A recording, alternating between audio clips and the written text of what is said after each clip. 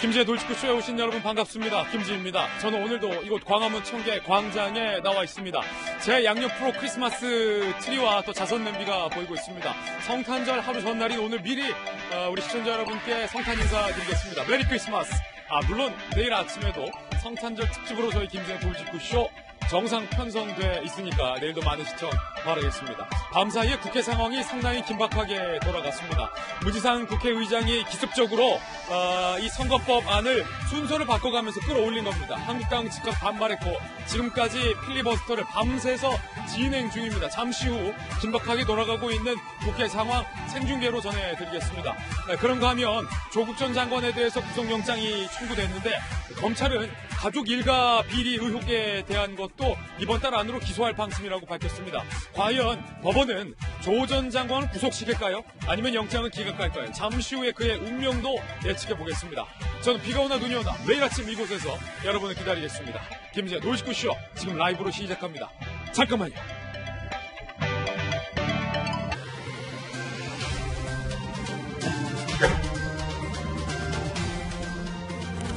신문 읽어준 남자입니다. 밤사이 국회 문희상 의장이 선거법안의 순서를 갑자기 당기면서 필리버스터 국면으로 국회가 후루룩 빨려 들어가고 있습니다. 현재 권성동 의원이 세 번째 필리버스터 주자로서 연설을 이어가고 있는 상황입니다. 이번 본회의는 크리스마스 자정까지입니다. 그런데 민주당에서 26일에 다시 원포인트 본회의를 소집한 만큼 이번 필리버스터에도 불구하고 결과적으로는 이 선거법이 표결로까지는 갈 것으로 예상이 되고 있는 상황입니다. 한국당에서는 비례위성정당을 만들 수밖에 없다라는 얘기도 벌써부터 나오고 있습니다. 감사히 긴박한 국회 상황 오늘 실시간으로 전해드리겠습니다. 자, 조간신문들 함께 보시죠. 먼저 동아일보입니다. 안건 순서 바꿔가며 4+1 선거법 기습 상정, 한국당이 허를 찔린 셈입니다. 자, 사진 한번 보시죠. 문희상 국회의장석에 한국당 의원들이 몰려와서 항의를 하는 모습. 한 의원은 아빠 찬스 아웃이라는 전단지도 들고 나왔군요. 문희상 국회의장이 결국은 아들에게 지역구를 3습해 주려고 4+1이 추진하는 선거법안에 이렇게 끌려다니는 것 아니냐라고 한국당은 비판을 하고 있는 상황입니다. 그 의미인 것 같습니다. 그런데 어제 한 가지 달라진 게 있습니다. 선거법이 지역구 253석에 비례 47석, 현행 그대로를 유지하기로 민주당과 4+1 협의체에서 또다시 의견을 바꿨다는 겁니다. 결과적으로 이번 선거법 누더기법이 됐다라는 지적이 나오는 이유기도 합니다. 253석, 결과적으로 원래대로 그대로 현행 그대로 의석수는 유지가 된다는 점. 이 비례대표 47석 중에 30석만 연동형. 그것도 50%만. 자, 그렇다면 이쯤 된다면 과연 연동형 비례대표제를 추진하려 했던 처음의 취지와는 너무나도 달라진 건 아니냐 하는 국회 내부에서도 자성과 비판의 목소리가 나오고 있는 대목입니다. 잠시 후 국회 상황 짚어보겠습니다. 다음 신문입니다. 이번엔 조선일보입니다. 자, 조국 전 장관에 대해서 결국 어제 구속영장이 청구됐죠. 그런데 조국 전 장관 김태우의 폭로는 농간이라고 그간 밝힌 바 있었습니다. 그런데 그 농간 섞인 폭로 때문에 구속의 위기에 처해졌습니다. 검찰이 수사에 돌입했고 검찰 수사해보니 대부분 김태우가 폭로한 내용들이 사실로 드러나고 있다라는 국면을 조국 전 장관이 맞이하게 된 거죠. 물론 법원의 판단이 남아 있습니다. 과연 법원은 검찰이 청구한 구속영장에 대해서 발부를 할까요? 그렇다면 조국 전 장관은 부인에 이어서 구속이 되는 셈입니다. 감채무마, 가족 비리, 울산시장 선거 개입 의혹, 이 세 가지 갈래에 대해서 검찰은 수사를 하고 있습니다. 이 중 유재수 감찰 무마 건에 대해서만 구속영장이 일단은 청구된 셈입니다. 다음 신문입니다. 이번엔 경향신문입니다. 자, 청와대의 선거 개입 의혹과 관련돼서 송병기 부시장이 어제 기자회견을 가졌습니다. 검찰이 도감청을 했다라고 의혹을 제기했습니다. 본인의 업무 수첩에 대해서는 그거 업무 수첩 아니라 단순 일기다라고 해명했지만 근거는 약하다는 비판이 나오고 있습니다.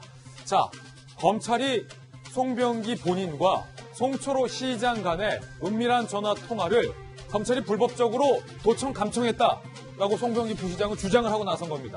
이에 대해서 검찰은 적법하게 확보한 자료다라고 반박을 했습니다. 잠시 후에 이 이야기 상세하게 다뤄보겠습니다. 자, 검찰은 어떻게 송병기, 송철호 두 사람 간의 통화를 확보했던 걸까요? 잠시 후에 그 답을 밝히겠습니다. 다음 신문은 한국일보입니다. 중국이 문재인 대통령의 발언을 정치적으로 이용했다라는 논란을 한국일보가 제기했습니다. 문 대통령, 홍콩 문제는 내정 문제다라고 외교적으로 한마디 툭 던졌는데 중국 매체들이 이를 대서특필하면서 이게 논란이 된 겁니다. 정말 한국의 문 대통령이 홍콩에서 벌어지고 있는 이른바 이 민주화 문제에 대해서 그건 중국이 알아서 할 문제다라고 말한 것이 사실이냐라는 국제사회의 반응까지 나왔기 때문이죠. 다분히 중국 언론이 이용을 한 상황으로 보이는데 한국은 중국을 지지하고 있다라는 의도를 중국 매체들과 중국 정부가 강조를 했다라는 겁니다. 이래서 정상의 말 한마디 한마디가 중요하다라는 생각도 듭니다. 청와대는 외교적 수사다라고 해명을 했습니다. 시진핑 주석의 발언을 잘 들었다라는 차원이었다는 겁니다. 다음 신문입니다. 이번엔 서울신문입니다. 자, 북한의 크리스마스 전후 연말 탄도미사일 발사 움직임에 대해서 미국 측의 움직임도 상당히 긴박합니다. 글로벌 호크를 한국에 보내겠다. 북한에 대한 전역 감시 체제 모드로 미국은 들어섰습니다. 20km 상공에서 지상 0.3m 물체까지 식별이 가능합니다. 내년까지 4대를 인도한다. 행사는 비공개체. 북한의 반발이 예상되는 상황인데 북한의 추가 도발의 기폭제 가능성까지도 나오고 있는 상황입니다. 자, 연말에 과연 북한이 예고했던 무력 도발을 감행할 것인가? 그런데 이번에는 좀 심상치가 않습니다. 북한이 무력 도발을 하면 미국이 이번에는 가만히 있지 않겠다라는 겁니다. 심상치 않아요. 다음 신문입니다. 이번엔 중앙일보입니다. 자, 그런가 하면 메이저리그 소식도 오랜만에 들어와 있습니다. 류현진 선수가 4년에 930억 원으로. 와, 대단해요. 메이저리그의 유일한 캐나다 기반의 구단 토론토 블루제이스로 영입이 됩니다. 그런데 이 토론토는요, 최동원 선수를 예전에 탐냈던 구단이기도 합니다. 그런데 그때 당시 우리 최동원 선수의 군 문제가 해결이 안 돼서 캐나다 총리까지 영입하려고 나섰었지만 결국에는 토론토가 최동원 선수를 영입하지 못했었는데 이번에는 류현진을 데려가는데 성공을 했다는 겁니다. 4년에 930억 원. 대단해요. 캐나다 한국 교민도 많고 유학생도 많아서 류현진이 적응하기에 상당히 유리할 것이다. 그리고 이미 2018년엔 돌부처 오승환이 활약을 한 바 있는 구단이기 때문에 한국인 메이저리그 선수가 마음껏 자기 기량을 펼치는데 전혀 어색함이 없는 구단이다. 잘 됐습니다. 지금까지 신문 읽어주는 남자였습니다. 네, 오늘 아침 저와 함께 등판한 등판 선수 소개하겠습니다. 저희 돌직구쇼의 전담 변호사, 오늘부터는 화요일 전담으로 출연하게 된 김한규 변호사님 모셨습니다. 어서 오세요. 그리고 어제 늦은 시간까지 국회 필리버스터 상황을 쭉 지켜보던 민주당의 아이들을 사랑하는 박용진 의원 모셨습니다. 청와대 춘추관장 대변인 출신의 바르다 박 선생, 박정아 전 청와대 대변인 나오셨습니다. 전직 앵커 출신 한양대학교 장혜영 교수님과 돌직구쇼의 명품 시그니처 김병인 박사님도 나오셨습니다. 모두들 어서 오세요. 네, 오늘의 키워드도 3가지 준비했는데 하나씩 살펴보시죠. 먼저 첫 번째 키워드는 누더기. 법안도 누더기, 국회도 누더기, 양쪽 모두 누더기 상황. 잠시 후에 어떤 누더기인지 생생하게 들려드리겠습니다. 두 번째 키워드는요, 갈림길입니다. 조국 전 장관 구속이냐 구속이 아니냐 갈림길에 서 있습니다. 그가 그렇게 비판했던 김태우의 폭로 그대로 조국 전 장관이 운명에 처해진 겁니다. 잠시 후에 그의 운명 예측해보겠습니다. 세 번째 키워드는요, 도화선입니다. 송병기의 업무 수첩이 결국 검찰 수사의 도화선이 되고 있는데 송병기 부시장은 수첩이 아니라 단순 일기다라고 해명을 했습니다. 그런데 어떤 일기에 BH가 등장하고 VIP가 등장하냐라는 법조계의 반박과 비판도 만만치 않습니다. 잠시 후에 짚어보겠습니다. 자, 오늘도 새로운 뉴스 많습니다. 김진의 돌직구쇼 탑뉴스로 시작하겠습니다.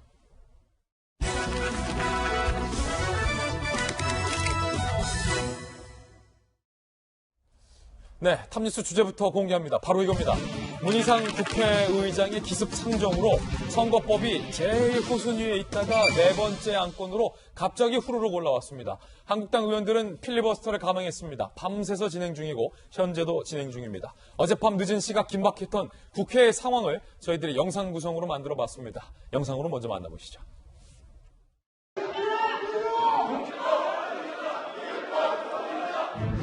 여지껏 이렇게 대놓고 집권 여당의 시녀 노릇을 하는 국회의장은 도저히 못했습니다. 못해버렸죠. 즉각 사퇴하고 직권 남용에 따른 형사 처벌을 받아야 합니다. 공직선거법 일부 개정 법률안을 상정합니다.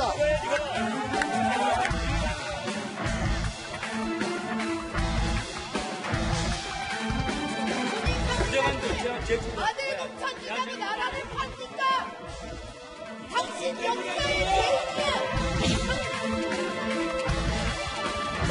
민주당 공수처 어떻게 통과시켜 보려고 그 두 개 서로 맞바꾸어 먹으면서 조용하세요. 경청하세요. 계속 떠들어. 계속 떠들어.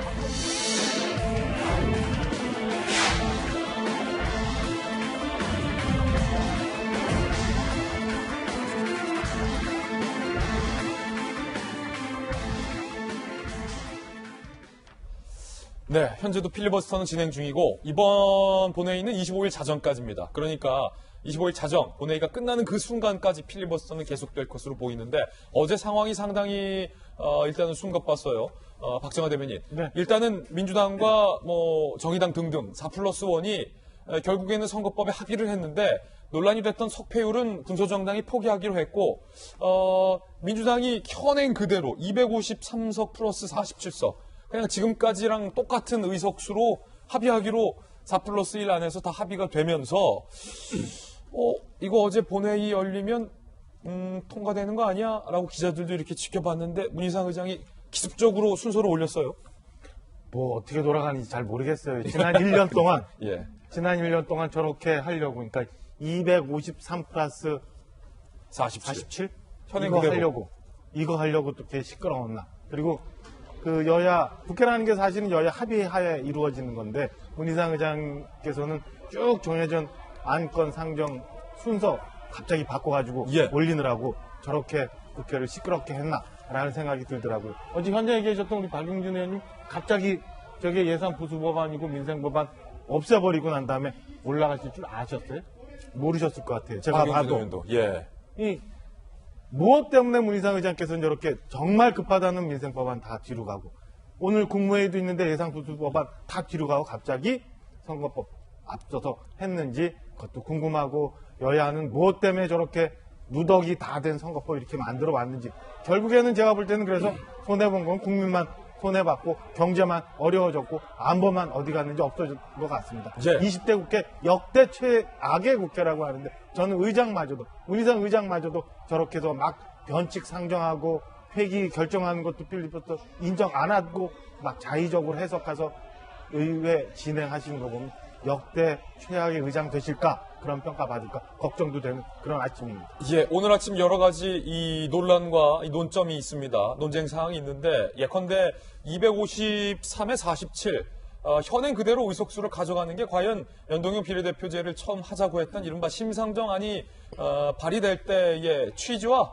과연 같은 거냐, 취지가 무색해진 건 아니냐라는 논란들도 있는데요. 먼저 방금 말씀 주셨듯이 문희상 국회의장이 선거법 안건 순서를 기습적으로 올린 것이 과연 적절했느냐, 부적절했느냐의 논란이 오늘 가장 뜨겁습니다. 그 순간의 발언들, 그리고 한국당 의원들의 반발들 직접 한번 들어보시죠.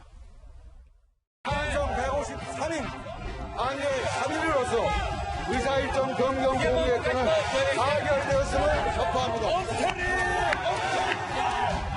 이게 뭐예요? 이거 감사합니다. 이거 뭐예요?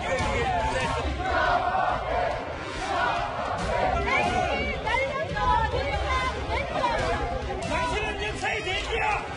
역사의 대지라고!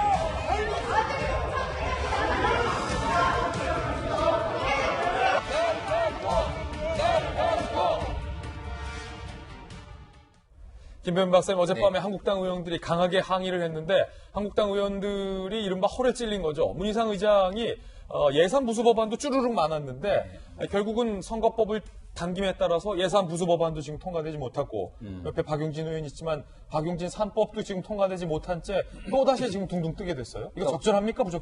부적절합니까? 원칙과 순서라는 게 있지 않습니까? 그러니까 지금 현재 패스트트랙에 올라타 있는 법안들이 여러 개가 있는데 그중에 공직선거법 개정안을 문희상 의장이 먼저 끄집어서 상정을 하게 된 겁니다. 하지만 기본적인 순서를 보게 되면은 박용진 의원이 발의했던 유치원 3법 같은 경우는 이미 패스트트랙에 올라탄 지 꽤 오랜 기간이 지났고 네. 법이 정하고 있는 330일의 기간을 꽉 채운 지가 이미 지난 상태입니다. 그러면 국회 선진화법에 따라서 문희상 의장은 330일이 지난 유치원 3법을 제일 먼저 올려서 표결 처리하게 되는 게 우선적인 순서일 겁니다. 예컨대. 근데 지금 현재 처리를 하려고 상정시킨 공직선거법 개정안 같은 경우는 아직 330일이 지나지 않았을 뿐더러 국회 본회의에 부의되고 나서도 60일이라고 하는 숙려 기간조차 지키지 않은 상태거든요. 근데 국회의장의 직권상정 권한을 통해서 무리하게 상정을 시키려고 하다 보니 야당으로부터의 거센 반발이 있는 건 뭐 매우 당연한 일로 보고요. 그럼에도 문희상 의장은 현재 4+1이라고 하는 이 여당과 법률권의 협의체가 정리했다라고 얘기하게 되는 선거법 개정안을 무리하게 처리하려고 한다라는 생각을 지울 수가 없게 되는 것이고 이런 방식으로 선거법이 만약 일방적인 강행 처리하게 되면 21대 국회에서 만약 자유한국당이 다수당을 점하게 됩니다. 과반이 넘는 정당을 점하게 됐을 경우에 마찬가지 상태로서 우리는 과반을 확보했기 때문에 얼마든지 패스트트랙 올리고 선거법 개정안 야당이랑 합의하지 않은 채 일방적으로 처리한다라고 하면 그때 가서는 어떤 얘기를 할 것이냐라고 하는 비판의 여론도 적지가 않습니다. 합의되지 않은 선거법이라면 그리고 시간은 이미 예비후보가 등록돼서 선거를 뛰고 있는 상태라면 이번 국회에서는 21대 총선에서 현재 제도 그대로를 선거를 치르고 그리고 난 뒤에 21대 국회에서 여러 가지 논의들을 하게 되는 선거법 개정안을 좀 가져가야 될 텐데 너무 무리한 처리하게 되는 그 후폭풍이 어떻게 갈지는 많은 국민들마다 평가가 좀 다를 거라고 봅니다. 아니 그러면 문희상 국회의장은 사실은 민주당 출신이시지만 네.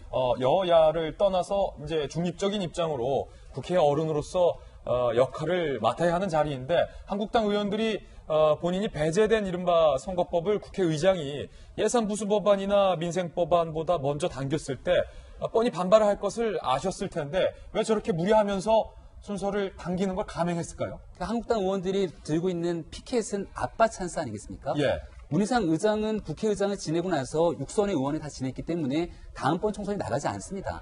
하지만 그 자리 그대로 본인의 아들이 총선에 출마하겠다고 하고 있고 문희상 의장도 그를 통해서 아들이 충분히 선거를 정치할 수 있는 자격이 된다고 얘기를 하고 있습니다. 그러다 보니 세간에서 비판하게 되는 것은 문희상 의장이 이번에 전격적인 공직선거법 개정안 그리고 공수처 법안 등에 대한 처리를 사실 의장의 직권상정 이 의사봉에 힘이 없으면 불가능한 상황이거든요. 예. 이를 도와주는 대가로서 결국 아들에게 공천이 가는 것 아니냐라고 의구심을 제시하고 있는 상황이고요. 아주 만약 문희상 의장의 아들이 이런 여러 가지 논란에도 불구하고 결국 공천을 받게 돼서 선거를 치르게 된다면 그 후폭풍이 어떻게 갈지는 정말 좀 감당하기가 어려울 것 같습니다. 그러니까 야당에서 보는 의심은 문희상 의장이 민주당이 하고 싶은 선거법의 안건들을 이렇게 당겨주는 대가로 아들에게 공천을 주는 건 아니냐라고 의심하고 있다는 거예요. 아주 분명하게 말하면 문희상 의장이 무리하게 직권상정하지 않았더라면 이 공직선거법 개정안과 고위공직자 범죄수사처에 관련된 여러 가지 패스트트랙에 올라온 안건들은 사실 내년 총선을 앞두고 전격적으로 처리되기가 매우 어렵습니다. 그럼 이 모든 힘을 가지고 있는 문희상 의장의 저 의사봉 때문에 이 일이 이루어지고 그 대가로 공천이 이루어지게 된다라는 추정을 얼마든지 할 수 있기 때문에요. 우리가 알고 있는 국회의장은 정당을 내려놓고 여야 정파를 초월해서 입법부의 수장으로 국회를 끌고 가야 되는데 정세균 국회의장 같은 경우는 전임 의장을 지냈음에도 불구하고 행정부의 2인자의 총리로 가게 되는 기이한 형상들을 자꾸 이번 국회에서 보여주고 있는 터라 국민들이 민주주의에 관련된 신뢰도가 점점 입법부를 향해서 떨어뜨리게 만드는 것 아니냐 이런 비판들이 있을 거라고 봅니다. 이건 그러니까 야당에서 갖고 있는 아직은 의심이다라는 합리적인 것 의심입니다. 높아심에서 덧붙이고 어제 저는 저 장면을 보면서 문득 박용진 의원이 생각났는데 유치원 3법을 만든 당사자이자 사실은 유치원 3법의 아버지이잖아요.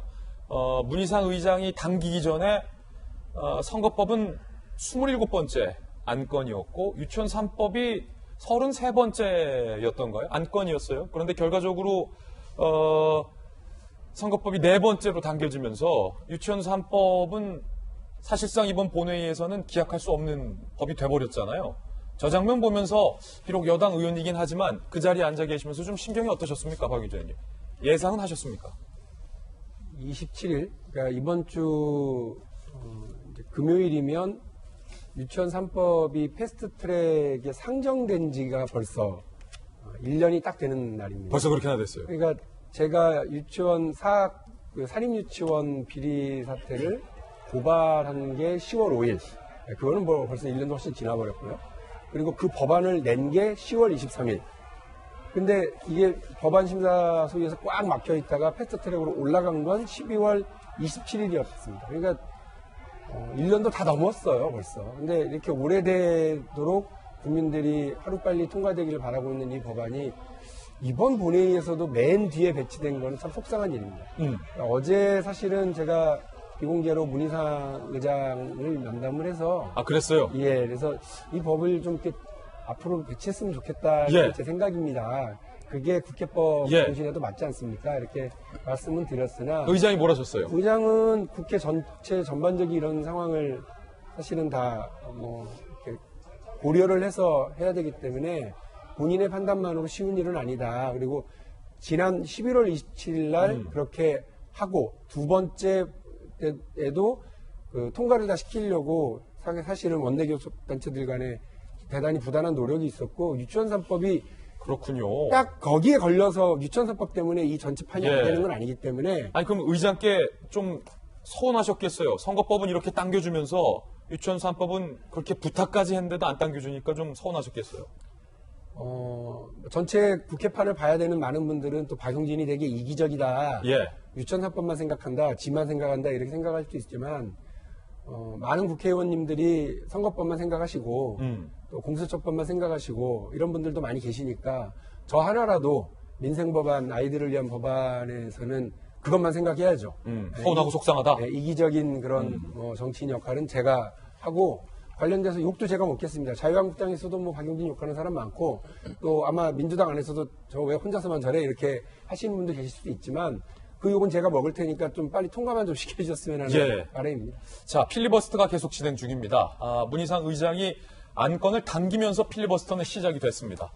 25일 자정까지 필리버스터는 계속될 것 같은데 지금 현재에도 한국당 의원들의 필리버스터 연설이 진행 중인데 이번 연설은 세 번째 연설 주자인 권성동 의원이 지금 실시간으로 필리버스터 연설을 하고 있습니다. 자, 오늘 이른 아침부터 권성동 의원이 바통을 넘겨받았는데요. 필리버스터 내용 잠시 한번 들어볼까요? 그러다 보니 이 중소기업 같은 데는 상속 증여세를 내지 못해가지고 기업 문을 닫는 경우가 많아요. 이 자녀는 상속이 잘 안 됩니다. 이 부모가 쌓은 노하우를 자녀한테 물려주고 싶어도 물려줄 수가 없는 거예요. 자, 지금 권성동 의원 같은 경우는 한 3시간 10분째 연설, 필리버스터 연설을 하고 있습니다. 주호영 의원이 첫 번째였고요. 두 번째 필리버스터 주자는 특이하게도 민주당의 김종민 의원이 필리버스터 연설 주자를 해서 한국당 의원보다 조금 더 길게 연설을 하고 내려왔고 그 바통을 지금 다시 한국당의 권성동 의원이 이어받고 있는 그런 상황입니다. 자, 다시 스튜디오로 돌아와서 또 다른 논란에 대해서 좀 한번 얘기를 해보겠습니다. 지금 문희상 국회의장이 순서를 앞당긴 이 선거법 어제 또 한 번 바뀌었습니다. 이게 바뀌고 또 바뀌어서 오늘 동아일보는 누더기 선거법이다 이렇게 표현을 하기도 했습니다. 함께 보시죠. 자, 바로 이건데요. 4+1 합의 선거법 현재 의석 그대로예요. 사실은 심상정 정의당 대표가 이 연동형 비례대표제 이른바 심상정안을 처음에 낼 때만 하더라도 정말로 지역구를 파격적으로 줄이고 비례대표를 파격적으로 늘려서 200대 100 얘기까지 나왔었잖아요.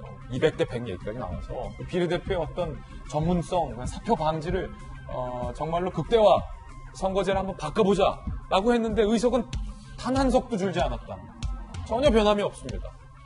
그렇기 때문에 지역주의 완화 사표 방지 내세웠던 이 도입 취지가 지금도 계속 있느냐.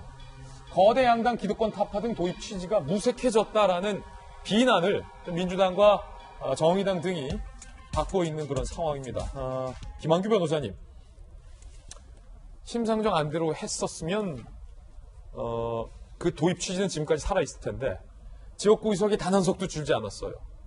과연 처음 취지와 지금 달라진 거 아니냐, 무색해진 거 아니냐 비판이 있습니다. 어떻게 보세요? 뭐 처음 취지와는 뭐 상당히 달라진 건 사실인 것 같습니다. 다만 기존의 법안을 그대로 했을 경우 과연 자유한국당이 지금과 같은 태도를 보일 거죠. 오히려 더 반발을 심하게 했을 거라고 생각을 하고요. 네. 여야 간의 합의가 제대로 되지 않은 상황에서는 그 국회의원 선출 방법을 최소한으로 변경하는 것이 그나마 현실에 맞지 않나라고 생각을 하는 것 같고 결국은 이제 비례대표 선출 방안만 바뀐 것으로 이제 보이는데요. 예. 원래는 이게 누더기 법안이라고 얘기하는데 우리나라 법안의 상당수는 상임위원회에서 의원의 대안으로 사실 당초 법안과 그 내용이 바뀌어서 통과되는 경우들이 많습니다. 그런데 이번에 패스트트랙에 올린 법안들은 의원의 상임위에서 논의 자체가 거의 되지 않았기 때문에 이 뒤늦게 본회의에서 이제 논의를 하게 되는 상황이고요. 기존에 그러니까 330일 원래 패스트트랙 이제 통과 기간인데 270일 그러니까 국회 본회의에 회부되기 전에 그 270일 동안 여야 간에 좀 합의를 했으면 이렇게 뒤늦게 결정하는 일은 없지 않았을까 싶고요.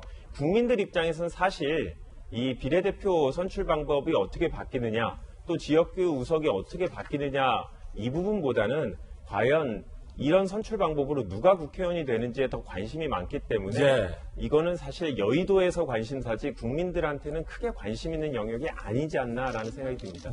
이게 상당히 흥미로운 게 오늘 동아일보, 중앙일보, 한국일보 등이 이 바뀐 선거법대로 지난 국회의원 선거 결과를 적용했는데 신문마다 적용치가 다 달라요. 그러니까 이 전문가들도 모르는 선거법 국면에 지금 여의도가 처해 있다라는 생각이 드는 대목입니다. 과연 야당의 수장은 뭐라고 말했을까요? 황교안 대표가 어제 투표용지를 하나 들고 나왔습니다. 그게 1.3m였나요? 네. 이렇게 보시죠. 연동형 비례대표제 선거법이 날치기 처리된다면 비례대표 의석 확보를 노리는 비례정당들이 우후 죽순처럼 생겨날 것입니다. 총선 전까지 예상치는 100개 정당이 넘을 수도 있다는 전망이 나오고 있습니다. 100개 정당을 가정할 경우에 길이는 무려 1.3m. 국민들이 분별하기 힘든 이런 투표용지가 되고 맙니다. 국민들께서 이 터무니없는 투표용지를 받아들고 혼란스러워하실 것을 생각하면 벌써부터 국민들께 죄송한 마음을 금할 수가 없습니다. 라고 하면서 이제 정당이 많이 생겼을 경우에 투표용지 길이를 극단적으로 지금 들고 나온 건데 장혜원 교수님, 네. 한국당에서는 끝까지 지금 반대를 하고 있고 지금 저 투표용지까지 어제 공개를 했어요. 예. 그동안 지금 그 변경돼, 그러니까 개선하고자 하는 그 선거법에 관해서 여러 가지 문제점 중에 하나가 저런 거였었죠. 그러니까 본래의 취지를 살릴 수 있는 제대로 된 개혁 아니냐, 아니면 이렇게 꼼수를 누구나 누릴 수 있는 그러니까 개혁이 되지 않은 그러니까 잘못된 것이다. 이제 자유한국당 그 비판을 해왔다는 것인데 스스로 지금 비례한국당을 만드니 마니 뭐 이런 거에 대해서 논란이 많습니다만 뭐 꼼수는 꼼수로 대한다라는 저는 한국당의 입장에 동의하지는 않아요. 하지만 저렇게 문제점이 있다면 애초부터 이런 문제점을 좀 배제한 좀 수정된 선거법을 내놓든가 아니면 지금이라도 우리가 그래 밥그릇 싸움 하느라고 지금 잘못된 법안을 좀 추진했던 것 같다라고 서로 좀 합의를 하는 모습이 있었으면 좋겠는데 막판에 이런 식으로 지금 마무리를 짓는 게 뭐 많은 국민들이 아쉬울 거예요. 왜냐하면 지금 말씀하신 대로 그렇다고 주장하는 쪽으로 여당이 주장하는 쪽으로 된 것도 아니잖아요. 그것도 아니고 이도저도 아닌데 지금 어쨌거나 뭐 올해 넘어가기 전에 무언가를 마무리 짓자라는 의지는 알겠습니다만 결과적으로는 1년 동안 자기는 밥그릇 싸움하다가 결국은 달라진 거는 한 줄 그 연동형 50% 뭐 이런 53 뭐 이런 얘기 나오는 정도만 됐다라는 게 이제 많은 분들이 30석이죠. 아쉬울 텐데 황교안 대표도 사실은 저 요즘에 황교안 대표 보면서 드는 생각은 쇼를 좀 많이, 그러니까 쇼가 제가 부정적인, 쇼 하나 이런 부정적인 의미가 아니라 그냥 말 그대로 쇼. 그러니까 이벤트를 굉장히 많이 하시는 것 같아요.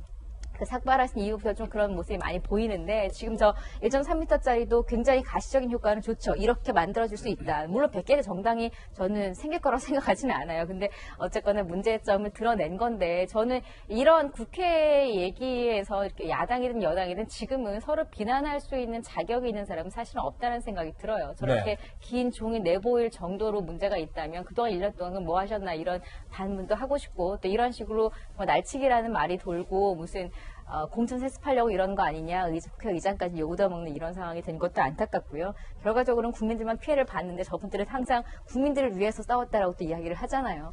1년이 지금 마무리가 되는 시점에서 동의하실 분이 몇 분이나 있을지 그게 씁쓸합니다. 예, 여야와 국회의장 모두에게 돌직구를 날린 장희영 교수님의 발언까지 들어봤습니다.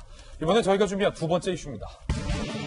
조국 전 장관에게는 구속영장이 청구됐고 검찰의 기소 내용을 자세히 들여다보면 제3자 청탁이라는 단어가 한국일보 취재 결과 등장을 하는 것으로 알려지고 있습니다. 제3자 청탁. 그러니까 조국 전 장관에게는 구속영장을 청구하지만 그 뒤에 감찰을 무마시키도록 조종한 청탁한 제3자가 누구냐에 검찰은 칼날을 들이밀고 있다는 얘기로 풀이가 되고 있습니다. 함께 보시죠. 조국 구속 위기, 친문 겨누는 검찰.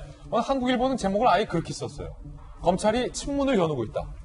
자, 조국이 최종 선택했지만 그래서 구속돼야 된다라고 검찰은 보지만 조국의 뒤에서 혹은 조국의 옆에서 혹은 조국의 위에서 혹은 조국의 안에서 누군가가 청탁을 해서 조 전 장관이 저렇게 했다. 검찰은 저렇게 보고 있다는 거예요. 유재수 감찰 무마 의혹 조국 구속영장 청구, 직권남용 혐의죠. 직권남용, 본인에게 부여된 직권을 남용했다는 거예요. 26일 오전 10시 30분 심사가 있어요. 영장실질심사. 그러니까 내일 모레 오전 10시 30분에 심사니까 저 심사 이후에는 바로 구속되든지 귀가하든지 둘 중에 하나라는 거죠. 또 다른 길은 없어요. 구치소 가든지 집에 가든지 둘 중에 하나다. 제3의 길은 없다. 자, 유재수를 구속시켰던 권덕진 판사가 이 영장을 심리하는 것으로 확인됐습니다. 검찰은 징계 무마 과정, 감찰 무마 과정에서 친문 개입 정황을 영장에 적시한 걸로 한국일보 취재 결과 알려지고 있습니다. 조국, 친문들의 청탁을 받고 유재수 감찰을 중단했다라는 겁니다. 백원우 전 비서관 등등이겠죠. 친문 인사들과 친분 이유로 뇌물 공무원에 대한 감찰 징계 수사 시스템을 마비시켰다라고 검찰이 판단하고 있다는 겁니다. 구속영장에 제3자 청탁이 명시되어 있다라고 해요. 본인의 직권남용뿐만 아니라 제3자의 청탁까지 명시가 되어 있다. 조국의 직권남용 의혹을 넘어서 감찰무마 청탁 윗선을 겨누고 있다. 법조계에서는 누가 조국에게 감찰 중단을 청탁했나 규명하는 것이 관건이다라는 얘기도 나오고 있습니다. 박정하 대변인께서 네. 청와대에 오래 계셨기 때문에 청와대의 어떤 의사결정 시스템 그리고 청와대 특감반의 감찰 시스템을 그 누구보다 가장 잘 아시는 것 같은데 검찰이 제3자 청탁에 집중하고 있다는 것. 자, 일단 조국은 구속영장 청구했으니까 조국 됐고 제3자가 누구냐는 거죠.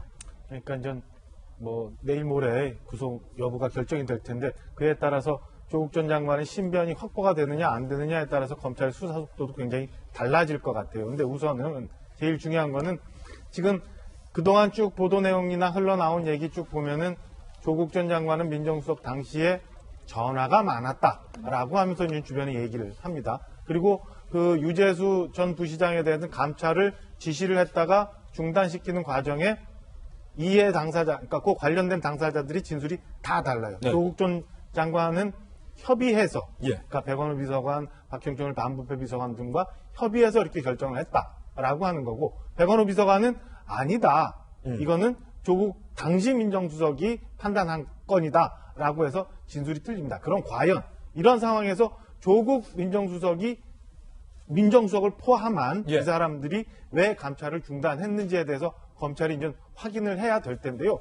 좀 전에 제가 말씀드린 것처럼 사실은 전화가 많다. 그리고 이 정도 건에 대해서 사실은 감찰을 중단을 할 정도면 제가 볼 때는 제가 그동안 경험해봤던 청와대로서는 조국 수석 혼자 저 많은 상황을 결정할 수 있었을까라는 의심이 상당히 듭니다. 사실은 그리고 박정하 대변인께서 청와대에 오랫동안 계셨기 때문에 이 사건 초기부터 계속해서 이렇게 주장을 해오셨잖아요. 저는 계속 그렇게 얘기를 했고, 그 다음에 여기 등장한 인물이 좀 전에 말씀드렸던 민정수석실 관계자들 말고 또 많은 사람 또 등장을 해요. 윤건영 국정상황실장도 등장을 하고 김경수 지사까지도 등장을 합니다. 과연 이 사람들은 어떤 역할을 했는지 이미 검찰이 수사를 했기 때문에 저는 검찰이 무언가 결정적인 단서를 가지고 저렇게 했으리라 보여지고요. 예. 또 하나 중요한 건 뭐냐면 청와대 감찰을 하면 사실은 많은 것들을 확보할 수 있어요.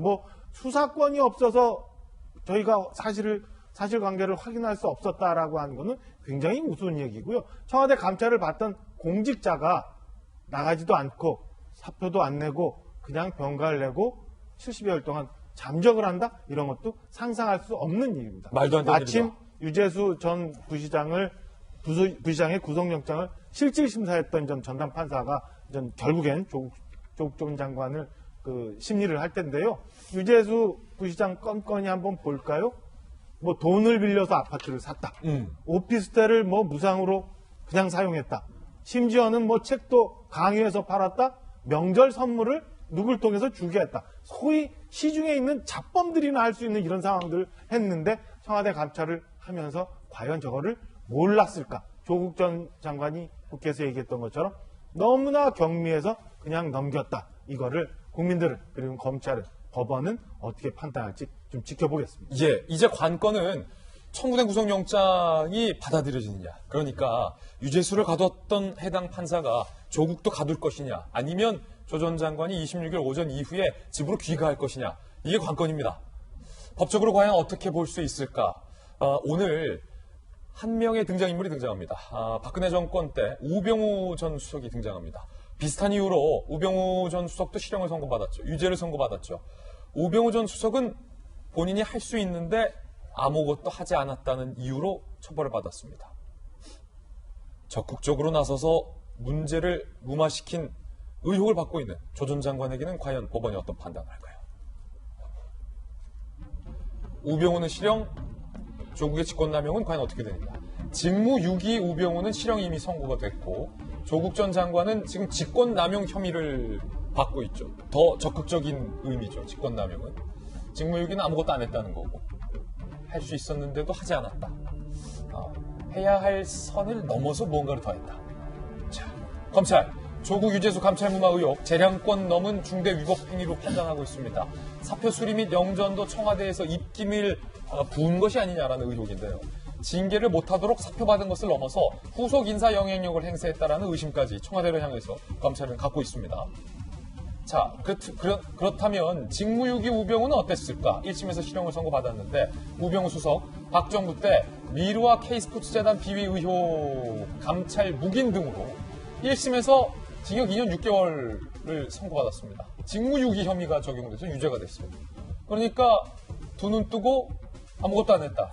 두 손 열중시하고 아무것도 안 했다라는 이유로 실형이 된 거죠. 법조계 해야 할 일을 안 한 우병우보다 진행 중인 일을 강제 중단시킨 조국의 혐의가 더 무겁다라는 관측도 현재 나오고 있습니다. 김한규 변호사님. 이미 우병우 전 수석이 해야 할 일을 안 했다라는 이유로 실형이 선고된 바 있기 때문에 조국 수석은 본인이 해야 할 일을 더 넘어서서 뭔가를 했다라는 혐의잖아요. 구속영장 어떻게 될까요?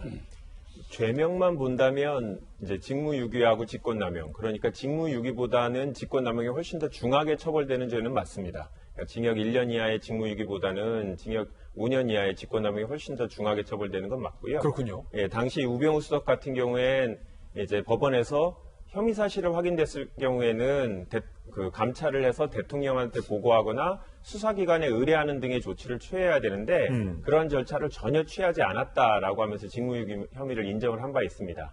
그런데 우병우 수석 같은 경우에는 두 단계를 넘어야 됩니다. 1차적으로는 직권남용, 그러니까 본인이 이런 감찰 중단을 할 수 있는 민정수석으로서 그런 권한을 갖고 있느냐. 두 번째는 그렇죠. 이제 부당하게 한 거냐.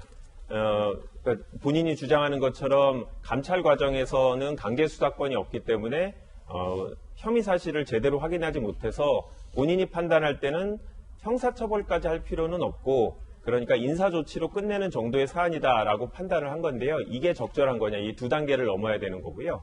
근데 이제까지 보면 이제 검사에 대한 비위 사실에 대한 검찰 자체의 감찰이라든지 공무원들에 대한 자체 감찰의 경우에 반드시 수사기관에 의뢰하는 것으로 끝나지 않고 혐의 사실이 일부 확인되더라도 이제까지는 자체 감찰로 징계를 하거나 또는 사표 수리로 사건을 종결한 경우들이 상당히 많았는데 과연 그러면 이제까지 이런 조치들, 내부 감찰을 중단한 것들이 전부 다 그 직권남용에 해당되느냐?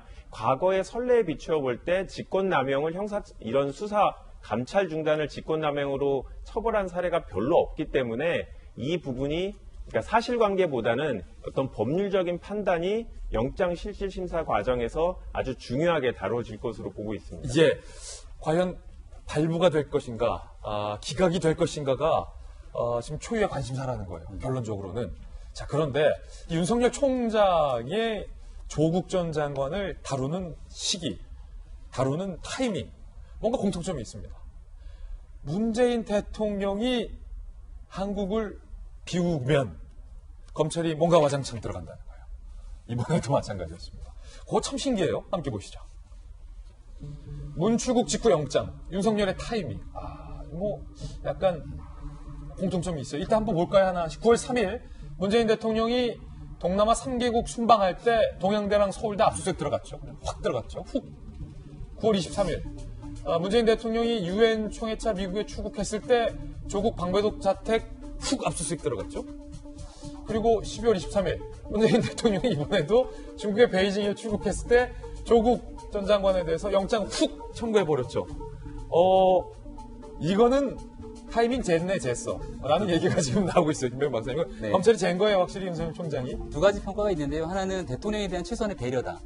청와대 직무실에 앉아 있는데 그런 상황이 이루어지게 되면 얼마나 불편하겠습니까? 예. 또 다른 측면에서 바라봤을 때는 문재인 대통령이 직무실에 버젓이 있는 상황에도 불구하고 청와대를 향해서 전격적으로 압수수색이 들어갔던 게 바로 얼마 전 일입니다.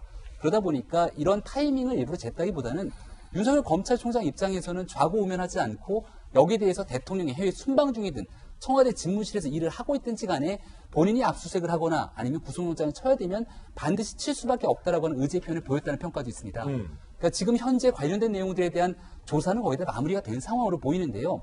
여기에 대해서 윤석열 검찰총장을 향해서 윤석열의 검찰을 향해서 압박하고 있는 사람들이 적지가 않습니다.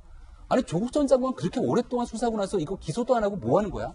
그러고 나서 보니까 오히려 문재인 정부와 조국 전 장관에게 정치적인 치명상을 입히기 위해서 정경심 교수만 탈탈 털고 난 뒤에 조국 전 장관은 아무 일도 없는 것 아니야? 라고 하는 비판의 목소리들이 있는 것 같은데 검찰에서는 그렇기 때문에 올해 연말까지는 관련된 조국 전 장관 사건을 마무리 짓겠다고 공언한 바가 있거든요. 지금 수차례 얘기가 나오고 있는 것처럼 일단은 조국 전 장관이 감찰을 무마를 지시했다라고 하는 최종 책임자이기 때문에 조국 전 장관에 대한 구속영장을 일단 넘어서야 될 첫 번째 관문으로 봅니다. 그러고 나가게 된다면 얼마 전에 우리가 한 조간사설을 말씀드린 적이 있는데요. 바로 유재수 전 부시장에 대한 비리 면허증은 과연 누가 발부했을까에 대한 얘기들을 충분히 나눴던 적이 있는데 현재로서는 조국 전 장관이 발부했다고 보는 사람은 많지 않은 것 같습니다. 조국 전 장관은 이를 지시했던 사람으로 지목이 된 것 같고 만약 조국 전 수석이 구속이 되고 나면 실제로 이 면허증을 발부했다라고 볼 수 있는 청와대 윗선은 누구일지에 대한 수사가 들어가는 게 검찰의 핵심이기 때문에 더 이상 시간의 그 여지가 없다 판단했던 것 같습니다. 그 판단이 맞고 예. 사실은 뭐 대통령의 부재는 윤석열 총장은 고려하지 않았을 것이다. 그리고 마지막 한 가지 더 얘기 드리면 구속에 대한 가능성을 얘기할 때 뭐 증거인멸, 도주 우려를 얘기합니다만은 그 중에 범죄의 중대성과 상당성을 얘기하지 않습니까? 청와대 입장에서는 정무적 판단 등에 대한 얘기를 합니다만은 저는 이 말 한마디가 갑자기 좀 문득 떠오르네요. 유재수 전 부시장 감찰을 하다가 갑자기 오늘 하지 말라 그래고 못했던 그 특감 발언 있잖아요. 나중에 시간이 지나고 보니까 유재수 전 부시장이 승승장구합니다. 근데 오히려 유재수 전 부시장한테 사과하러 찾아갔다는 거예요. 그때 들었던 한마디. 당신 아직도 거기 있어요? 이런 게 청와대의 정무적 판단으로 만약 가능한 일이라고 한다면 유재수 전 부시장은 감찰 무마되고 승승장구하는 과정 속에서도 추가적인 비위 혐의들을 저질렀던 내용들이 그대로 적나라하게 드러났습니다. 그러니까 이러한 내용들을 과연 법원이 얼마나 중대하게 판단할지에 대한 여부가 앞으로 공직사회의 공적 기준에 대한 시금석이 될 거기 때문에 아마 26일의 영장 심사가 굉장히 주목이 됩니다. 그렇군요. 문재인 대통령이 나갈 때마다 뭔가 조 전 장관에 대한 강도 높은 수사를 한 거는 뭔가 우연이다. 네, 저는 우연이라고 봅니다. 우연이다. 근데 박윤진 의원님, 이게 대통령의 페르소나라고 했잖아요. 조 전 장관 잘 나갈 때. 문 대통령의 분신이다. 그러니까 대통령은 있지만 나의 분신이 딱 여기 두 명이 있는데 하나는 조국이다. 이런 얘기 했던 인물이잖아요. 윤 총장이 대통령이 부재 때 그 대통령의 분신을 압수수색하고 영장까지 친 게 대통령에 대한 배려라는 얘기도 나와요. 근데 뭐 역으로 생각을 해보세요. 만일에 검찰이 영장 쳐! 그런데 이번에 대통령 나가십니다. 그럼 치지 마! 이거 더 웃기잖아요. 그건 더 웃기다. 네, 이거 더 웃깁니다. 예. 그리고 대통령 나간다고 치지 마. 대통령 나가시니까 행여나 그 돌직구쇼에서 이거 가지고 얘기할지도 모릅니다. 예. 그러니까 우리 저 대통령 어디 나가실 때는 절대 영장 놓치지 말고 압수수색 떠지 말고 아무것도 하지 맙시다. 이게 사실은 더 웃긴 거예요. 그래, 듣고 보니까 그게 더 국민들이 웃기네요. 예. 그리고 또 하나는 대통령이 국내에 계실 때에도 청와대에 대한 압수수색, 그리고 국무총리실에 대한 압수수색, 그리고 뭐 지금 뭐 그 이른바 하명 수사와 관련돼서 울산에 대한 압수수색 등등등이 뭐 다 이루어졌기 때문에 예. 이거는 이제 여러분 사실 미묘하다 생각하는 기분 탓입니다. 기분 탓이다. 네, 그냥 저는 윤석열 검찰총장은 그냥 본인이 얘기한 대로 이렇게 수사를 하는 거고, 우리 김진 기자가 물어보신 것처럼 예. 어떻게 보면 이제 배려한다라고 하는 사석에서는 그런 얘기 했다는 거 아닙니까? 예. 내가 대통령에게 지금 이렇게 안 하면 나중에 일이 더 커질 거기 때문에 충심을 다해서 한다. 나는 대통령에 대한 충정은 변함이 없다. 네. 물론 대통령 지지자들은 안 믿어요. 안 믿는다. 안 믿습니다만 예. 그럼에도 불구하고 본인은 그렇게 생각하고 있는 것 같습니다. 근데 지금 정말 중요한 건 사실 대한민국에서 제가 여러 차례 얘기를 했습니다만 지난 한 30년 동안 검찰이 막 권력을 확장해 오고 있는 과정에서 지금 우리 국민들은 두 가지의 불만이 있었습니다. 하나는 검찰이 살아있는 권력에게 너무 눈치를 봐요.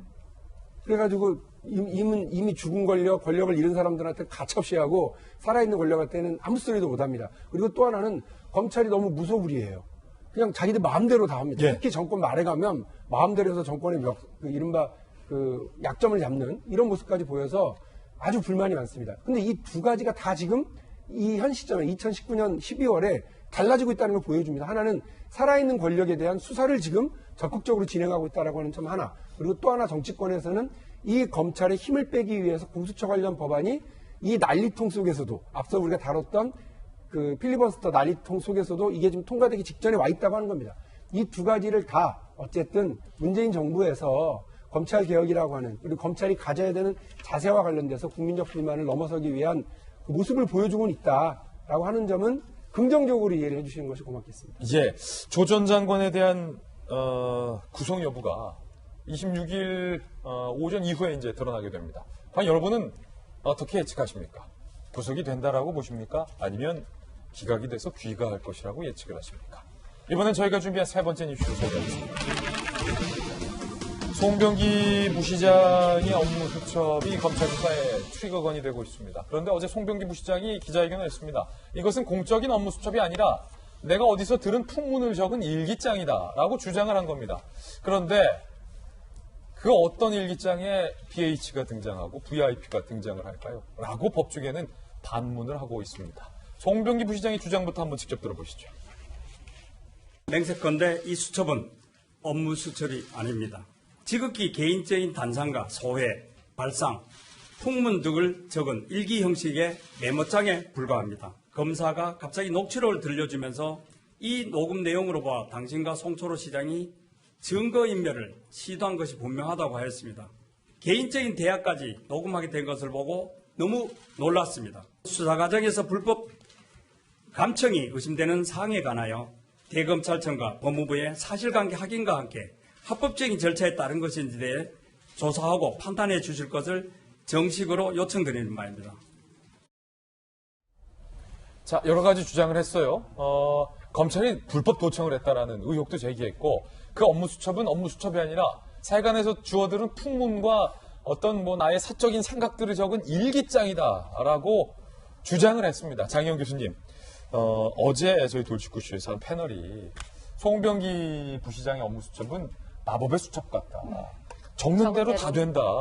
적는 대로 상대 후보가 경선에서 떨어지고, 적는 대로 다른 당 후보가 수사를 받고, 적는 대로 공약도 되고, 그런데 이제 와서 이게 일기장이다. 과연 이 주장 어떻게 받아들이십니까? 일기장이라고 하면 정말로 능력 있는 분이시네요. 그죠? 풍문 적고 자신의 개인적인 견해를 적었는데 그게 그대로 된다라면 오히려 마법 노트, 데스노트라는 것이 오히려 더 지금 신빙성을 얻는, 그러니까 모르겠어요. 사실 지금 이런 과정에 있는 이야기를 한 사람은 일방적으로 비판하거나 저게 아니다라고 부인을 할 수는 없습니다만, 본인 스스로 맹세컨대 혹은 양심을 걸고 여러 수식어들을 이제 써가면서 굉장히 지금 본인이 억울하다는 입장, 그리고 지금 무언가가 언론에 보도되고 있는 내용은 잘못됐다라는 입장을 피력하고 있는데, 전 사실은 이 내용에서 왜 왜 지금 최근에 모든 나오고 있는 이런 문제점들에 대해서 해명하시는 분들이 이게 이래서 아닙니다라는 적절한 해명이나 거기에 맞는 어떤 의혹을 해결하는 내용보다는 계속 검찰 개혁 쪽에 이렇게 프레임을 바꾸려는 듯한 저는 얘기를 좀 많이 느껴요. 지금 이 부분에도 녹취가 불법적으로 자신이 뭐 감청을 당했다는 이런 이야기가 나오고 있고, 검찰이 의도적으로 언론에 이런저런 내용들을 알리고 있다는 식으로 사실 프레임을 살짝 비껴가면서 역시 국민들이 조금 편하게 접근할 수 있는 검찰 개혁, 검찰이 또 문제야, 검찰이 이렇게 불법적으로 무언가를 무소불위의 권력을 누리고 있어라는 식으로 프레임을 옮겨가려는 지금 이 태도가 사실은 좀 저는 눈에 거슬렸거든요. 그러니까 예를 들어서 어떤 의혹이 나왔으면 그 의혹에 이런 해명을 해야 되는데, 지금 예를 들어 일기장이다, 수첩이다, 풍문이다라는 거는 지금 의혹 해소가 안 되는 상황이잖아요. 예. 여기서 의혹 해소를 하겠다는 노력보다는 지금 오히려 검찰이 지금 불법적으로 무언가를 하고 있다, 나는 억울하다는 입장을 내세우는 이 프레임 전환이 저는 지금 조금 눈살이 찌푸어지기도 하고, 송병기 부시장이 본인의 의혹은 해명하지 아니하고 프레임을 전환하고 있다는 거죠. 지금 사실 뒷부분이 그런 거잖아요. 그러다 보니까 오히려 서울중앙지검에서 아니다, 우리는 의도적으로 그렇게 한 적이 없고 법적으로 진행하고 있다라고 해명을 오히려 검찰 쪽에서 할 정도로 지금 이렇게 저는 그 이슈를 옮겨가는 것 자체가 좀 문제라는 생각이 들고요. 그러니까 솔직히 전 지금 이 시점에서는 송병기 씨 말이 거짓말이다라고 주장하고 싶지는 않아요. 다만 거짓말이 아니라면 거기에 맞는 태도를 보이는 것이 오히려 사람들이 그럴 수도 있겠구나라는 신뢰를 주는 답변이지, 검찰이 잘못하고 있어, 나는 억울해, 피해자라고 이야기하는 건 아무런 수긍이 되지 않는다는 점 좀 말씀을 드리고 싶습니다. 예, 일기다, 단순 메모다. 송병기 부시장은 이렇게 주장을 한 겁니다. 이 송병기 부시장의 주장에 대해서 과연 법조계에서는 어떻게 얘기하고 있을까요? 자, 부장검사 출신 한 변호사는 수첩에 BH회의와 VIP 등이 적혀있지 않느냐, BH회의를 누가 단순 풍문이나 단상이라고 생각하겠느냐라고 반문을 했고요. 이창현 한국외대 로스쿨 교수는요, 중요한 건 수첩의 성격이 아니라 수첩에 적힌 내용이다라고 반박을 하고 있는 그런 상황입니다. 자, 송병기 부시장의 업무 수첩, 과연 이게 단순 메모 일기일까? 아니면 공적인 업무 수첩일까? 법조계의 의견까지 지금 들어봤는데, 박정하 대변인께서는 어떻게 보세요? 이 일기라는데. 글쎄, 일기라고 하기에는 너무 구체적인 것 같고, 저게 정말 송병기 부시장이 주장하는 것처럼 그냥 일기라면 차라리 어디 전방을 하나 딱 차려도 맞을 정도로 너무나 구체적인 것 같아요. 그러면 이렇게 여쭤볼게요. 단순 풍문을 적은 메모다라고도 주장을 했거든요. BH 내부에서 주고갔던 회의 내용을 울산에 있었던 송병기 부시장이 누군가로부터 단순 풍문 차원에서 듣고 그거를 일기 차원으로 받아 적는 일이 가능합니까? 어제 제가 이미 말씀드렸죠. 불가능하다. 그리고 청와대에 정상적으로 근무하고 정상적으로 근무할 수 있게끔 교육을 받은 사람이라면 안에 있었던 얘기 밖에 절대 나가서 얘기 안 합니다. 오히려 어딘가 적었던 것도 다 찢어버리고 파기하면서 나가지, 저렇게 마치 내가 엄청나게 청와대에 많은 사람들을 알고 있고 청와대 비서관 막 만날 수 있고 라는 것처럼 뻥치는 사람이나 저런 거 가서 이렇게 막 적어놓고 가서 밖에 나가서 얘기하죠. 정말로 신실하게 일하고자 했던 사람이면 저렇게 얘기 안 했고, 송병기 부시장이 이렇게 풍문을 정리할 정도로 이렇게 많이 꼼꼼하게 했다면은 그건 굉장한 능력의 소유자라고 저는 생각할 수밖에 없어요. 왜냐하면 울산에서 서울에 있는 청와대 회의 내용까지 풍문으로 수집을 했다면 그걸 일목요연하게 지금 혹시 청와대 무슨 제도 개선 비서관 조남이나 혹은 누구 조남 다 아세요? 모르죠, 잘. 송병기 부시장 수첩에는 이 땡땡 누구 비서관 어디 몇 월 며칠 청와대 앞에서 누구 몇십 다 있어요. 너무나 구체적이에요. 그러니까 그 풍문을 정리했다, 아니면 내가 단상을 정리했다라고 주장하기에는 너무 많은 일들이 너무 상세하게 구체적으로, 그 다음에 일반인들이 보통 쓰지 않는 BH나 VIP나 이런 용어들이 등장한다라고 보여집니다. 제가 볼 때는 송병기 부시장이 벌써 지금 검찰 소환 조사를 한 3번인가 받은 것 같아요. 근데 이제 막판으로 가면서 이게 내가 피할 수 없는 상황이 됐구나. 그렇다면 이참에는 법률적으로 내가 빠져나갈 구멍을 좀 만들어야 되지 않을까라는 생각을 했던 것 같아요. 그래서 어제 이 수첩 내용은 단순한 일기고, 그 다음에 느닷없이 검찰이 감청을 했다라는 주장을 좀 하지 않았나라는 생각이고요. 본인의 주장이야 일방적으로 할 수 있는 거지만, 그렇기 때문에 검찰이 즉각 이건 일방적인 주장이고 적법한 절차에 의해서 우리는 녹취 파일을 확보했다라고 주장한 것 같아요. 뭐 국민들이 판단하실 수 있을 것 같아요. 충분히. 예, 말씀 주셨듯이 송병기 부시장은 검찰이 불법적으로 나와 송철호 시장 간의 통화를 도감청했다라고 주장을 했습니다. 검찰은 이에 대해서 반박했습니다. 함께 보시죠. 자, 송병기 도감청 주장, 검찰 즉각 반박. 검찰이 송철호, 송병기의 통화 녹음 파일을 확보한 것으로 알려지고 있습니다. 그 통화 녹음 파일에 따르면 송병기 부시장이 지난 15일 검찰 조사를 받고 난 이후에 송철호 시장에게 전화를 걸어서 이렇게 얘기를 했다고 알려지고 있습니다. 동아일보 취재한 거예요. 2018년 3월 31일 시장님, 청와대 관계자 만난 기록에 대해서 후보자님과 함께 만났다고 내가 검찰에서 얘기했으니까 그것 좀 참고하십시오. 라고 이른바 보고를 했다는 거예요. 자, 그런데 20일 검찰의 두 번째로 추가 조사를 받았을 때 송병기 부시장이 진술을 번복합니다. 앞서 진술한 3월 30일 상황은 잘못된 내용이다. 라고 진술을 번복하니까 검찰이 이 녹취 파일의 내용을 들려줬다는 거예요. 자, 진술을 번복하자 15일 녹취록을 토대로 나를 추궁했다. 그러니까 검찰이 이렇게 한 거죠. 아니, 앞서서 진술한 내용이 사실이 아니라면 도대체 그때 검찰 조사받고 송철호 시장에게 왜 그렇게 보고했습니까? 왜 전화했습니까? 라고 검찰이 반박 증거를 들이민 거죠.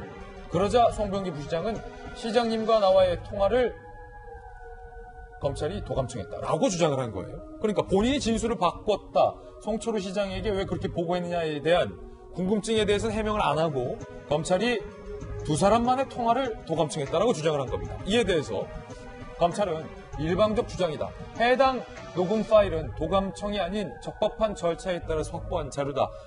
동아일보가 취재한 바에 따르면 법원에서 압수수색 영장을 발부받아서 송철호 시장 측근으로부터 이 녹취 파일을 입수한 것으로 현재는 취재되고 있습니다. 법조계, 송철호 청와대 인사와 함께 공약 논의 정황이 불거질 것을 우려해서 진술을 번복했다가 검찰이 송철호 시장에게 전화로 보고한 녹취록을 제시하니 뒤늦게 불법 감청을 주장하는 것 같다라는 얘기도 나오고 있는 상황입니다. 김원규 변호사님, 네. 송병기 부시장의 이 도감청 주장에 대해서는 법조인으로서 어떻게 보십니까? 본인 입장에서는 일단 경로를 모르기 때문에 저런 주장은 일단 하는 것으로 보이고요. 네. 근데 최근 검찰 수사 경향상 불법 도청을 하지는 않았을 것으로 보고 예. 분명히 영장을 통해서 수집을 했을 것 같긴 합니다. 그러니까 예를 들어 송병기 시장이 핸드폰을 통해서 자기의 통화를 녹음했고 근데 그거를 본인도 모르게 어떤 주변 사람이 옮겨서 자기 핸드폰이나 아니면 자기 컴퓨터에 보관하고 있다가 그런 내용을 제보하고 그 부분에 대해서 검찰이 영장을 받아서 이제 적법하게 수집을 했을 수는 있는데요. 그러면 이제 그 과정에서 송병기 부시장으로부터 제3자한테, 그러니까 알 수 없는 제보자한테 넘어가는 과정이 혹시 불법적인 게 있었냐? 그렇다고 하면 이제 불법 수집 증거가 또 여전히 될 수 있기 때문에 네. 또 그 제보자의 신원을 공개하지 않기 위해서 지금 검찰이 구체적인 내용을 얘기하고 있지 않나라는 생각이 들고요. 그렇군요. 네, 송병기 부시장이 지금 아까 방송에서 보셨다시피 검찰 또 법무부로 하여금 감찰을 해달라라고 요청을 했기 때문에 아마 이 부분은 법무부에서 자체적으로 확인하고 문제가 없으면 공보를 통해서 발표를 하거나 아니면 재판 과정에서 밝힐 부분이고 아마 이 부분은 조만간 해결이 될 문제가 아닌가 싶습니다. 네. 자, 그런가 하면 이른바 송철호 시장의 경쟁자를 제거하기로 민주당 관계자들과 송철호 시장 측이 함께 논의를 했던 장소가 이해찬 대표의 모친상 빈소다라는 의혹도 오늘 제기됐습니다. 그 내용도 함께 보시죠. 자, 만약에 오늘 조선일보 보도에 따르면 이런 내용이 제기되고 있는데 이 의혹이 사실이라면 전제하에 뭔가 추가적인 강의 해명도 나와야 될 상황으로 보이는데요. 일단 함께 보시죠. 경쟁자 제거 논의, 이해찬 모친상 빈소에서 나누느냐. 송병기 부시장의 업무 일치 내용에 따르면, 조선일보 보도에 따르면 중앙당과 BH, 임동호 제거, 송철호 체제로 정리한다. 그러니까 BH는 청와대죠. 청와대와 민주당이 송철호 시장의 라이벌을 제거하고 단독 공천을 하기로 했다라는 메모가 적혀 있어요. 그런데 날짜는 2017년 10월 31일, 장소는 이해찬 대표 모친상 빈소로 이렇게 업무 일지가 나온 거예요. 조선일 보도에 따르면. 이 내용이 사실이라면 어떤 의미가 되느냐? 자, 빈소에서, 당대표의 빈소에서 이 임동호 전 최고를 제거하기로 모종의 논의가 있었다는 얘기까지로 갈 수도 있는 상황이에요. 임동호 전 최고는 이렇게 얘기했어요. 검찰 조사 받으면서 그런 내용을 봤다. 일지에는 시간, 장소, 기록과 함께 참석자로 송철호, 이해찬, 김두관 등 여권 관계자 10명, 10여 명의 이름도 적혀 있었다. 임동호 전 최고도 이 보도가 맞다라고 지금 확인을 해주고 있어요. 검찰은 송철호 측이 여권 인사들과 단독 공천 논의 가능성에 대해서 조사를 하고 있습니다. 박용진 의원님, 지금 조선일보 보도를 했고 임동호 전 최고도 내가 검찰 조사 받으면서 그 메모 있는 거 봤다. 그 당대표 모친상 빈소에서 지금 김두관, 송철호 이름까지 지금 나오고 있잖아요. 저거는 좀 그렇습니다. 이제 저게 업무일지냐 메모지냐 뭐 이거는 나중에 그 내용을 보면 판사가 판단할 문제라고 일단 보고요. 근데 저기에 저런 내용이 적혀 있는 거는 좀 과하다는 생각이 드는 게 이해찬 대표가 지금 당대표지 저 시점에 당대표가 아니에요. 맞아. 예, 그러니까 추미애 대표가 당대표인 시점입니다. 그러니까 예를 들면 저 자리에 추미애 대표가 있었거나 뭐 사무총장이 앉아 있었거나 이러면 모르겠는데 그리고 그 김두관 의원 이름도 아까 잠깐 나오는데요. 김두관 의원은 저 때도 무슨 당직을 맡은 게 없고 그리고 뭐 지금도 역시 마찬가지입니다. 그러니까 저렇게 쭉 써놓고 보면 유명한 사람들이 당황했구나. 근데 유명한 분의 상갓집에 가면 다들 볼 수 있는 분들이에요. 그러니까 저렇게 그냥 술자리에 그리고 저런 얘기를 술자리에서 뭐 이렇게 술자리라고 좀 그렇네요. 그러니까 상갓집 그 저녁 식사 자리 그 자리에서 저런 중요한 얘기를 서로 했다고 하고 하는 건 적절치 않고요. 그러니까 아마 그거는 송철호 측 한참 경선을 앞두고 막 긴장해 있는 송철호 측에서는 그렇게 이해하고 싶었는지 모르지만 송철호 시장도 그 당시에는 일개 출마 예정자였을 뿐이고요. 10월 달이면. 그리고 그 이해찬 당시 그냥 의원입니다. 김두관 그냥 의원입니다. 그러니까 이런 분들이 모여서 누구를 제거하자. 예. 이런 얘기를 하는 게 타당치 않고 오히려 그 당시 임동호 후보가 아마 최고위원이었을 거예요. 예. 더 세죠. 그러니까 저 얘기가 있었다. 그래서 송철호 체제로 정리하기로 했었다라고 하는 것이 사실인지도 의문이고 그 내용 만일에 그 모여서 그렇게 밥자리가 있었다 하더라도 그거는 그냥 상갓집에서 지인들끼리 모여서 이런저런 얘기를 나누는 정도였지 저거를 저렇게 하기로 정리했다? 이거는 뭐 너무 과도한 상황이라는 점을 제가 말씀을 좀 드립니다. 아니 그러면 김원규 변호사님 이 수첩은 중앙당과 BH가 임동호를 제거, 송철호 체제로 정리, 이해찬 대표 모치상 빈소 그러니까 이거대로 송철호 체제로 정리된 결과는 이 수첩과는 상관없이 무관하게 우연하게 맞아떨어졌다라는 거죠. 그러니까 우선 오늘 이제 논의를 하기 전에 법률적으로 좀 설명을 좀 드리고 싶은데요.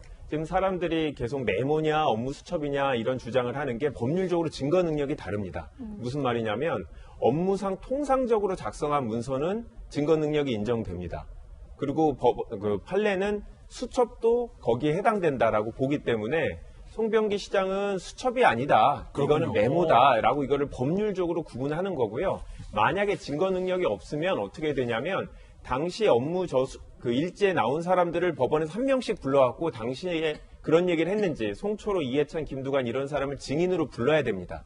그런데 만약에 저 업무 수첩이 업무 일지가 증거로 인정이 된다면 그런 절차 없이 당시에 이런 내용이 있었다고 법원이 볼 수가 있기 때문에 지금 이게 업무 수첩이냐 일지냐라는 게 되게 중요한 거고 그 안종범 수석의 경우에도 박근혜 전 대통령하고 둘 간의 대화한 거는 법원에서 증거 능력을 인정했습니다. 그런데 박근혜 대통령이 제3자하고 얘기한 거를 안종범 수석한테 얘기해 준 부분은 그거는 전해 들은 것 뿐이기 때문에 증거 능력을 인정을 안 했던 건데요. 아까 저런 부분 같은 경우는 만약에 실제로 그 현장에 참석한 사람이 그 자리에서 들은 내용을 메모로 작성을 했다라고 하면 증거 능력이 인정될 수 있기 때문에 이 업무 수첩이냐 아니냐가 법률적으로는 상당히 중요한 상황입니다. 예, 분명한 것은 상당히 흥미로운 논점이라는 것은 분명하다는 거예요. 왜냐하면 저 수첩의 성격이 무엇인지도 밝혀내야겠지만 결과적으로 그 수첩대로 다 됐다는 게 과연 이건 우연의 일치로 볼 것이냐 아니면 치밀하게 짜여진 각본으로 볼 것이냐 를 판단하는 데 있어서 많은 사람들의 어떤 의문점이 될 것으로 보입니다. 일단 검찰 수사를 좀 더 지켜보죠. 자, 이번엔 저희가 준비한 다음 순서는 오늘 앞을 시간입니다. 오늘은 어떤 분들이 그 4인 만에 선정됐을까요? 알려주시죠. 네, 조국 전 장관의 딸 조민 씨 소식 들어와 있고 블랙아이스 사고가 또 발생했는데 이번엔 미국, 그리고 미국 얘기 나와서 류현진, 그리고 그냥 최주희 씨. 자, 하나하나 전해드립니다. 입시 비리 의혹을 두고 고졸이 돼도 상관없다던 조민 씨가 지난 11월 본인의 입시 비리로 대입 제도가 바뀌어서 혼란스럽던 당일에 부산대 의전원 4학년 진급시험을 봐서 이목을 끌었는데 결국 진급시험에 합격했다는 소식이 전해졌습니다. 두 차례 낙제 후 3수 끝에 진급에 성공을 한 거예요. 4학년 과정을 무사히 마치면 의사 국가고시를 치를 수 있는 자격을 얻게 된다고 해요. 4학년에는 실습 및 국가고시 준비 위주의 과정이라 비교적 유급하는 경우가 적다고 하니 의사가 될 가능성이 한층 더 높아진 거죠. 다만 변수는 동양대 표창장 위조 재판의 결과입니다. 부산대 의전대는요, 법원이 그 표창장을 위조로 판단할 경우 의전원 합격을 취소하겠다라는 입장이었습니다. 그런데 이 판단이 나오려면 최소 1년은 걸린다고 해요. 결국 재판 결과가 나오는 것보다 먼저 조민 씨가 의사가 될 가능성이 크다는 얘기입니다. 하지만 최종적으로 의전원 입학이 취소되면 의사 면허도 무효가 될 가능성이 크다라는 얘기도 나오고 있습니다. 한편 조민 씨가 제3저자로 기재된 논문이 문제가 됐던 공주대가 해당 교수에게 결국 책임을 묻지 않았습니다. 공주대는 윤리위를 열어 진상조사에 나섰지만 김 교수는 출석하지 않고 자격 충분이라는 소명만 냈고 공주대는 이것만으로 연구 부정행위 없음이라는 결론을 척척 내린 겁니다. 소명서 외에 제출한 증거는 인턴 당시 조민 씨와 주고받은 이메일이 전부였다고 해요.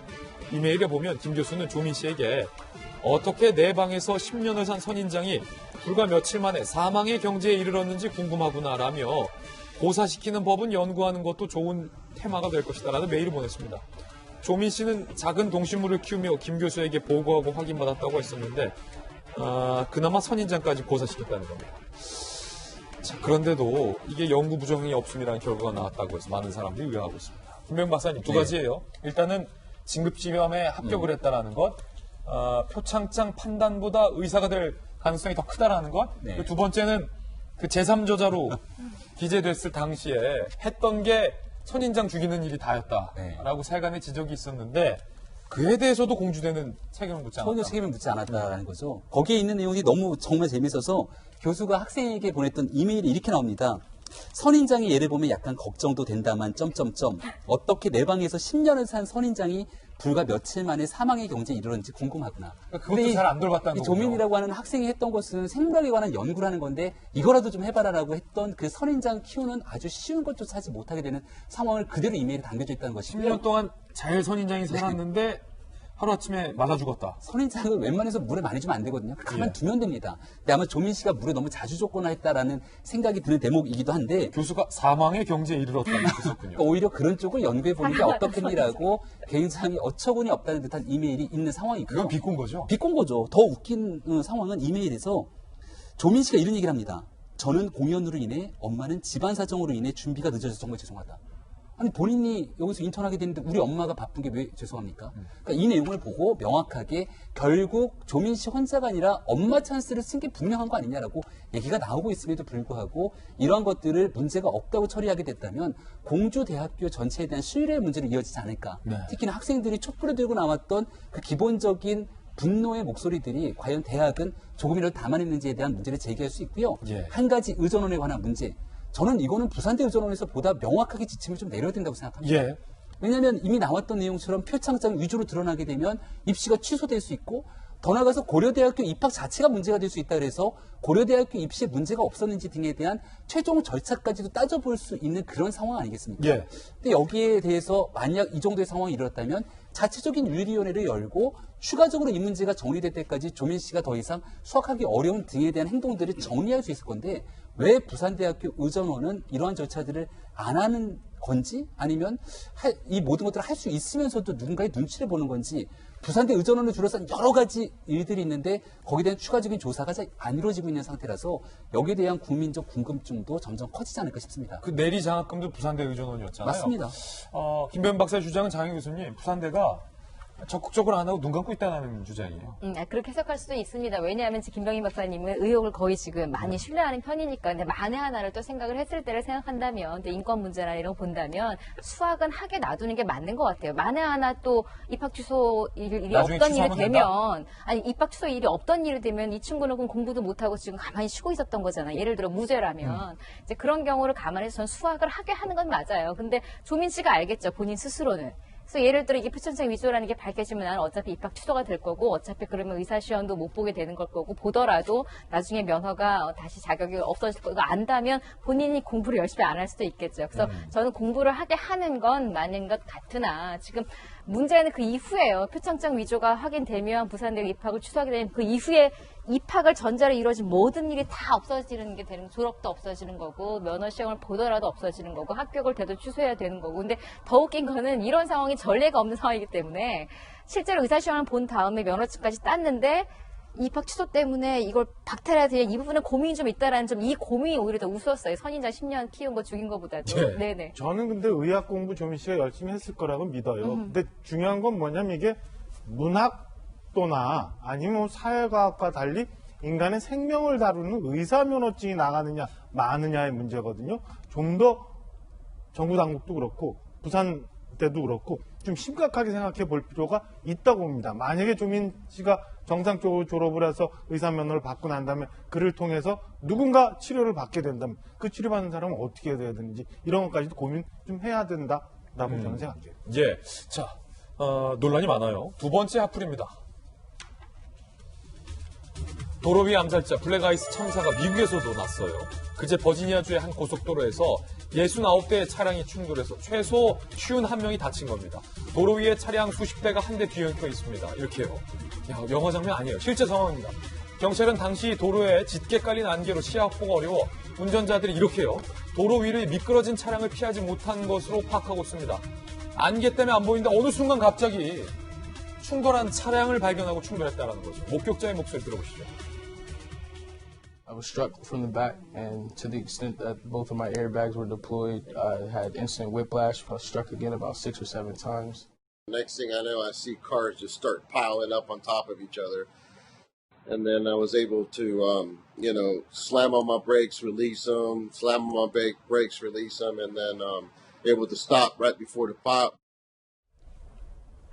자, 블랙아이스의 공포는 우리나라에서 계속되고 있어요. 어제도 전남 춘천의 한 도로에서 블랙아이스로 시외버스가 미끄러져서 마주오던 승용차와 화물차를 들이받는 사고가 발생했습니다. 안타깝게도 이 사고로 승객 1명이 사망했고 9명이 부상을 입었습니다. 그제인가요? 저희 동네에서도 제가 잘 다니는 길에서 블랙아이스 사고 나서 차량 9대가 연속으로 추돌하는 일도 있었어요. 저희 동네에서도. 깜짝 놀랐어요, 저도. 국토부는 계속되는 블랙아이스 사고에 결빙이 자주 발생하는 구간에 바닥 열선 설치 추진 등 사고 예방을 위한 대책을 마련하겠다라고 밝혔습니다. 지난해에도 비슷한 구간에 큰 사고들이 있었는데 이제 와서 국토부가 검토하겠다라는 게 너무 늦었다라는 비판이 쏟아지고 있습니다. 아니, 저 깜짝 놀란 게 이 블랙아이스 정말 조심하셔야 되는데 저도요, 박윤진 의원님, 저희 집에서 이제 자주 가는 이제 시장 가는 길에 그 자주 다니거든요. 근데 그날도 가야지 했는데 제가 김진희 간다 취재 때문에 늦게 와서 못 갔어요. 근데 못 갔는데 그날 하필 제가 시장 가는 그 길이 블랙아이스로 얼어들어서 차 7대가 연속으로 추돌해서 제가 아들 찬이 키우잖아요. 15개월 이제 됐는데 다행히 이제 목숨은 안 잃어서 다른 분들도 와, 내가 그 길 갔더라면 어땠을까라는 아찔했는데 이게 블랙아이스가 육안으로 볼 때는 말짱이에요. 얼지도 않았어요. 그런데 그게 사실 얼어있는 길이라는 거죠. 이게 소 잃고 외양간 고친다.